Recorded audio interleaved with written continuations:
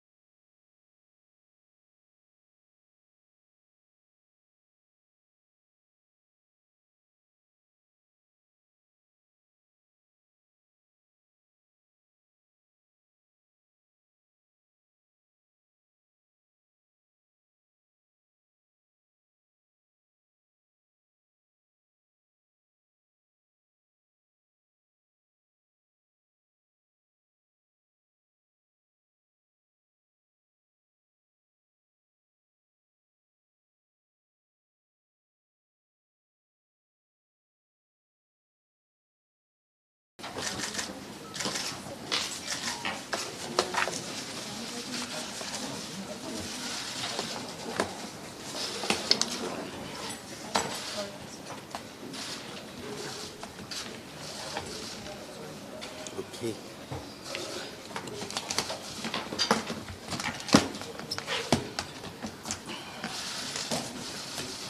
Okay. Firstly, I would like to say thank you to the press for responding to my request to have a PC. And this PC is about certain issues which we have been able to resolve. There are 4 different things I want to mention here. I think you know about the ECRL. It has been agreed by the company in China that we reduce the cost by 20 billion. That's a very substantial sum of money. 20 billion ringgit. But there is also the return of the money that has been paid because of the contract says that you pay on time as scheduled instead of following the work done. So since we have paid them more than we should, up to the point where they have finished their work, they are returning to us 1 billion. That makes it 20 billion. And we have other means of reducing the cost along the way, and we are working on that. That is the CRL. Then we have the FELDA scheme. We have worked out how to settle the problem of FELDA. As you know, FELDA money has been taken through FGV, where before the settlers would get about more than $1 billion to be distributed among them as a result of running the estates belonging to the settlers. But after selling or leasing the land to FGV, now elder settlers get only 250 million, and that's not enough for the settlers. The government has been helping the settlers because they need to be helped, of course, because they have somehow or other incurred a lot of loans for the replanting, etc. During the replanting period, they get no income, so FELDA advance to them the income on condition that they pay when the plants bear fruit. When they have an income, they should pay, because what was extended to them during the time when they were replanting is a loan. It's not a gift, it's a loan. And but some settlers, unfortunately, after FELDA has replanted and palms have begun to bear fruit, they take the fruit and give it away to private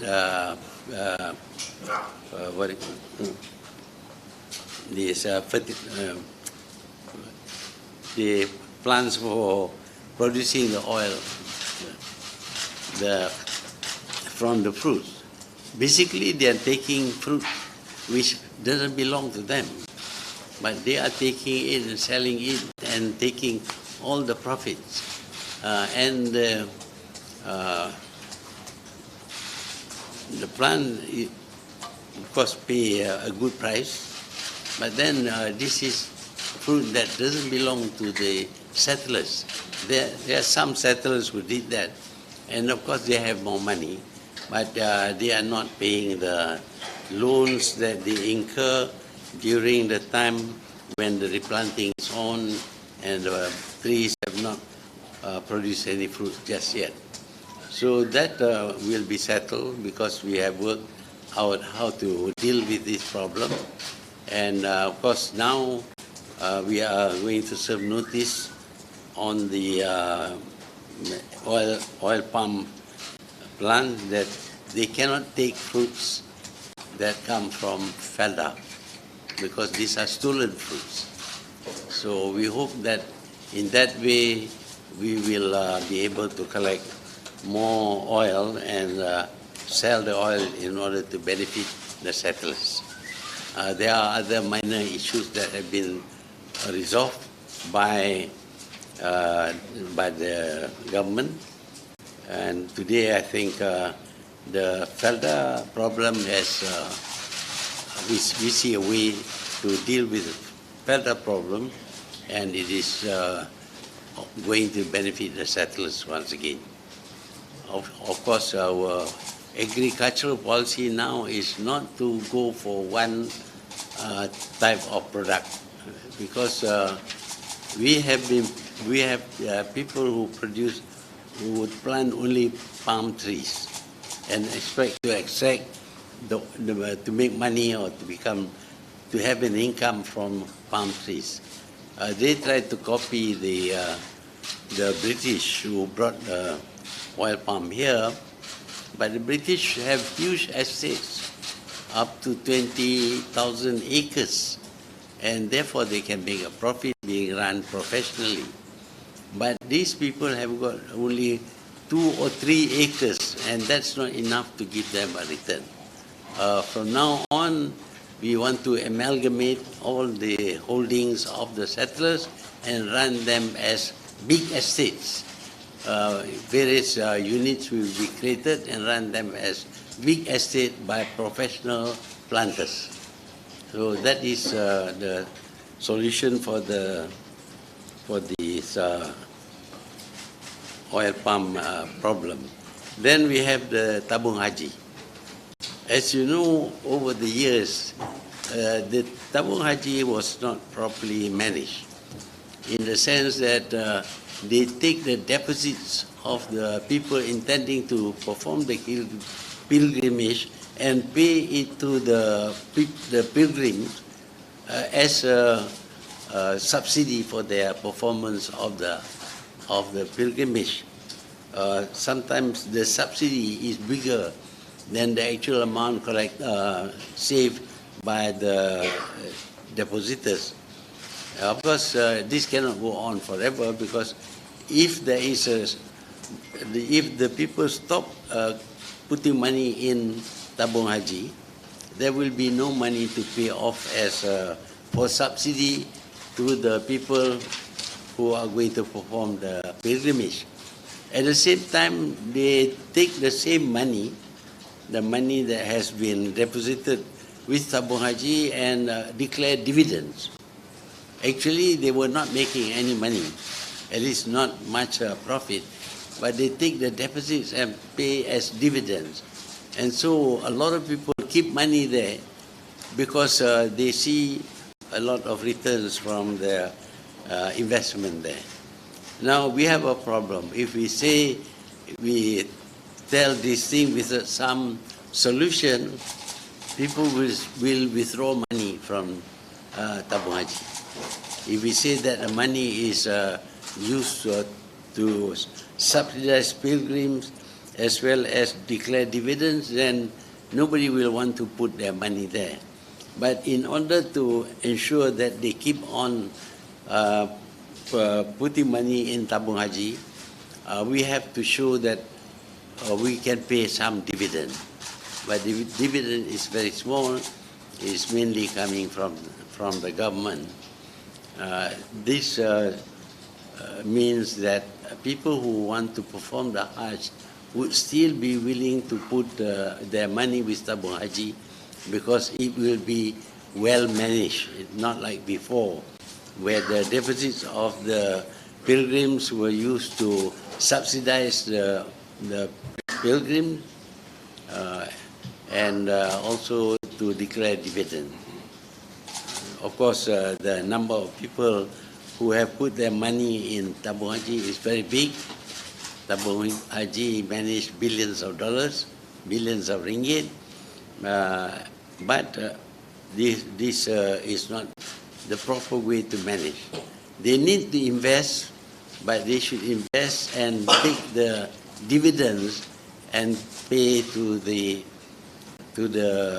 depositors the amount that they gain by way of dividend. But they are taking the deposits and paying. So the government is going to help tabung haji so that there is a return on the investment. By putting money in tabung haji, they would get a return, but that return will come from dividends due to the investment by tabung haji. And finally, I would like to read this thing, because you know there is a project called Bandar Malaysia, where there was the airfield before, Sungai Besi airfield. That we were under the impression that that was given entirely to a Chinese company, and we heard that Suddenly the Chinese company had to withdraw because of certain decision made by the government then, and they offered it to another Chinese company, Wanda, who has the money, but at that time the Chinese government doesn't allow any more money to be invested outside the country. So as a result, neither Wanda nor the first company is doing anything. But when we investigate, we find that that company, which was doing the preliminary work on Bandar Malaysia, actually it's not the Chinese company, it's a government company, a Malaysian government company, because the Malaysian government has got 40% of the share in that company. And the other part of it is some private investors. The Chinese company which invested in the Bandar Malaysia takes up only 24%. So it is not a Chinese company, it is a Malaysian company. It is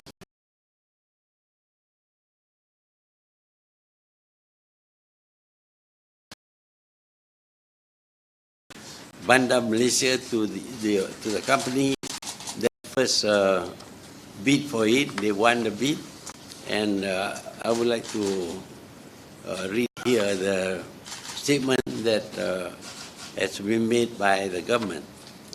After due deliberation by the Cabinet on 17th April 2019, the government has decided to reinstate the Bandar Malaysia project that was abruptly terminated in May 2017. Bandar Malaysia will have a significant impact on Malaysia's economy and will serve as a global hub to further attract high-impact global finance, technology, and entrepreneurial firms. The project is expected to generate tremendous impact on urban development for Malaysia. It will draw major international financial institutions, multinational corporations, and Fortune 500 companies. In line with the government's policy of ensuring that such a development will be people-centric and will add substantive value to the economy, the plan of the project has been changed, and it will include the construction of a People's Park, 10,000 units of affordable homes, Bhumiputra participation throughout the project, and priority for the use of local content in the construction process. These measures will no doubt add further value to the economy via substantive job creation, etc. The government welcomes a commitment by IWH-CREC. IWH is the Malaysian company, CREC is a Chinese company, to make an advance payment of 500 million in addition to the original deposit of 741 million to be paid within 60 days from the date that the government officially reinstates the project. What happened was that when the government terminated the first contractor with the intention of giving it another contractor, this contractor, the original contractor, had already paid to the government about $800 million for the land and for the development. And that represents a small percentage of what is due to the government. Since they were terminated, they have, the government had written the deposit back to them. But now they will have to give that deposit back again to the government. And the first tranche is about 500 million of the original sum of 741 million to be paid within 60 days from the date that the government officially reinstates the project. Bandar Malaysia will be a trailblazer.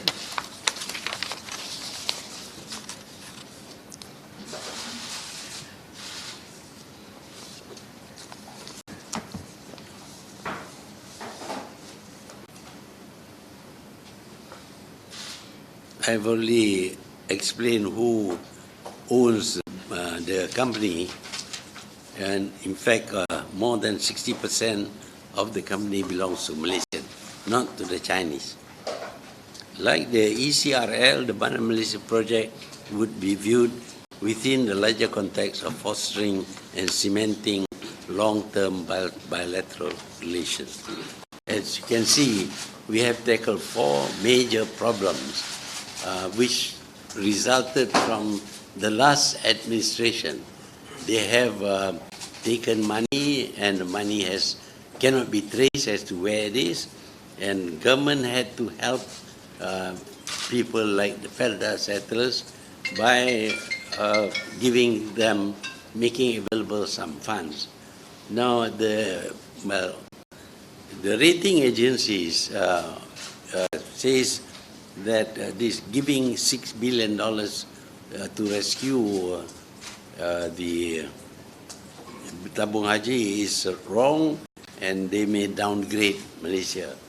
But when Malaysia owned $1 trillion, there was no talk about downgrading.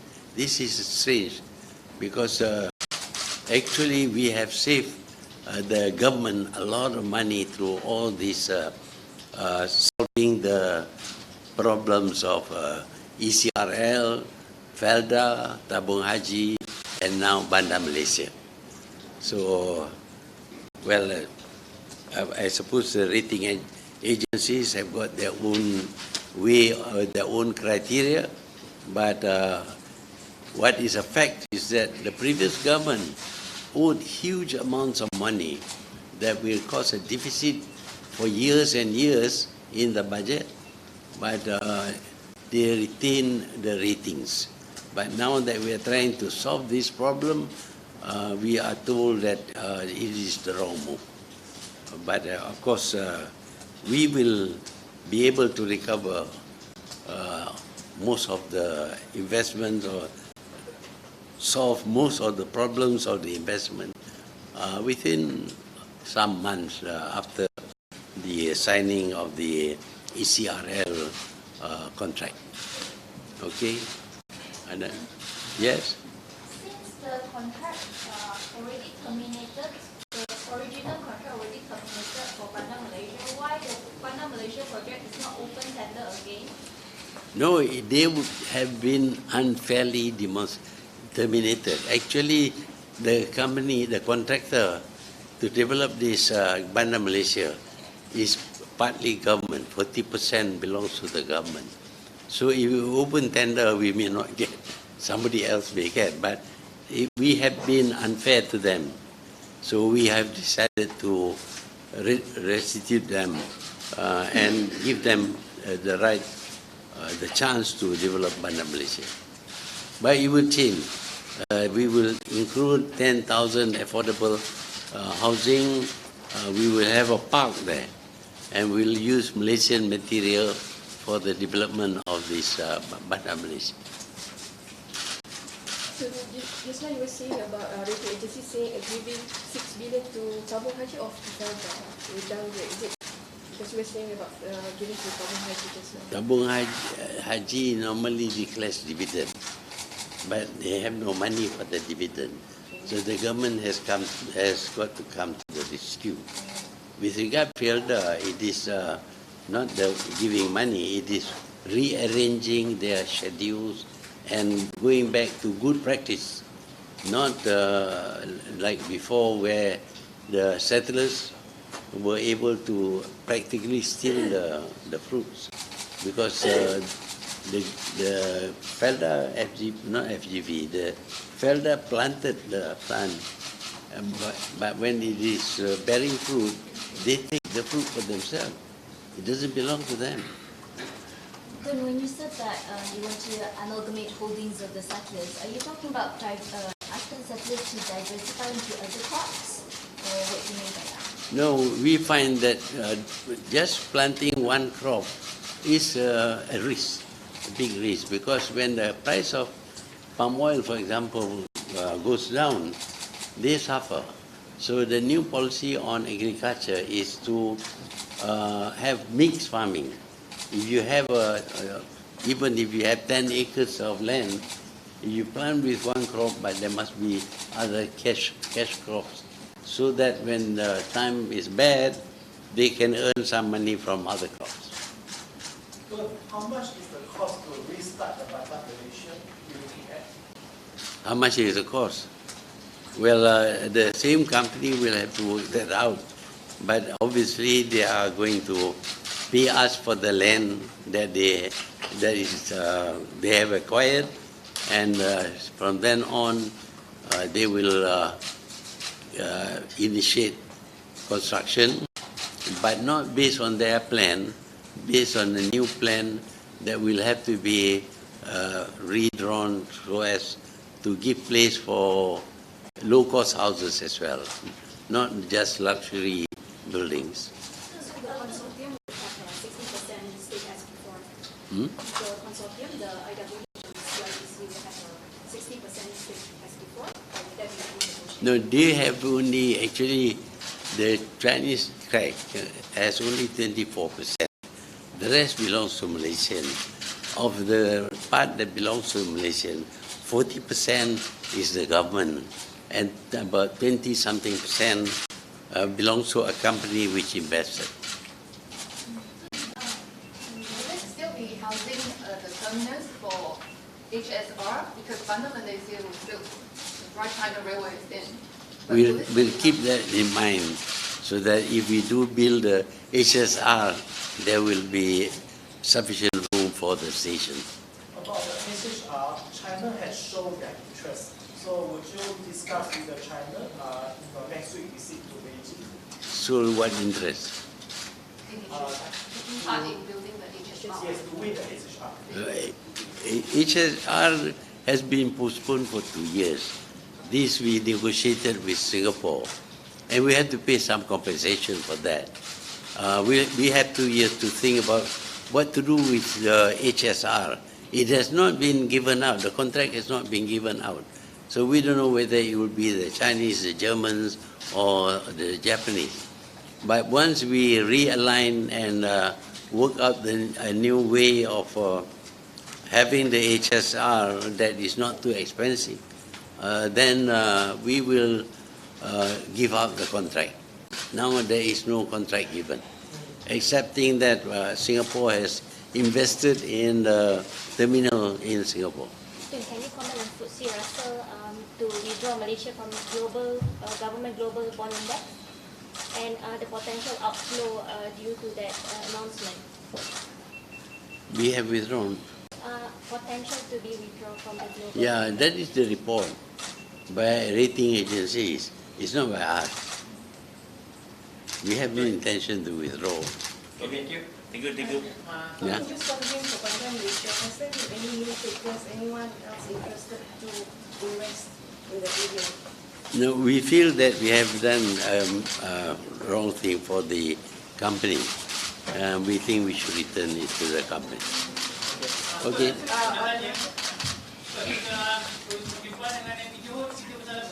Apa dia? Macam biasa lah, kersikol. Orang baru, kita jumpa lah. Okay. Thank you. So can I ask about the Chief Justice appointment? There was a report saying that there's some delay on appointing the Chief It seems that there is a provision for the appointment to be submitted to the Majlis Raja-Raja and not just to the Yang di-Pertuan Agong. We have informed the Yang di-Pertuan Agong, but there is a need for them to inform the other rulers, so that is being done now. We're waiting for them to give their approval, then we will appoint. Okay, thank you. Okay, thank you.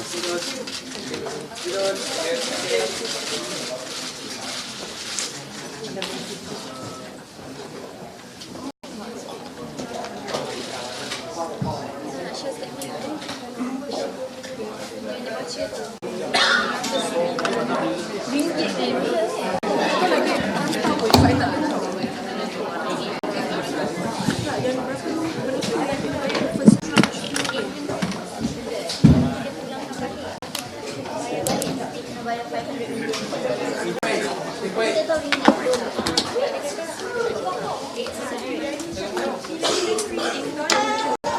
I cakap without suspension. Nanti lah.